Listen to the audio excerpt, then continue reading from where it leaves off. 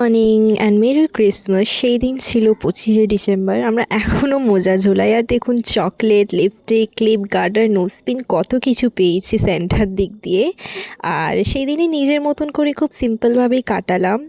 আর জানিনি আমি স্যান্টা মানে ক্রিসমাস ট্রি সাজিয়েছি। আমার এই ক্রিসমাসটা খুব ভালো লাগে, ছোটো থেকে একটা নস্টালজিয়া ফিলিং আসে। ওই স্যান্টা আসবে, গিফট দেবে, কেক খাবো, চকলেট পাবো। তো কিছু না, দিনটা চা, কফি আর একটু বিটরুট জুস দিয়ে শুরু করলাম। তারপর একটু সবজি এলো জিও মার্ট থেকে।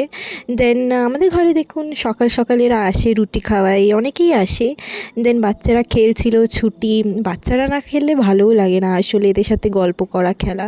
স্নান টান করে আমি ক্রিসমাস পিজে পরে নিয়েছিলাম, এর জন্যই নিয়েছিলাম। দেন নিজের কিছু জিনিস অর্ডার করলাম।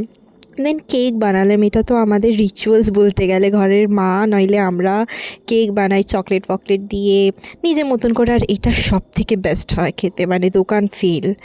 তো যাই হোক, কেক বেক করার পর মা দেখি কিছু মোগলাই করলো, সেটাও আমরা খেলাম। মা আবার রান্না করবে না ভালো কিছু, তা হয়।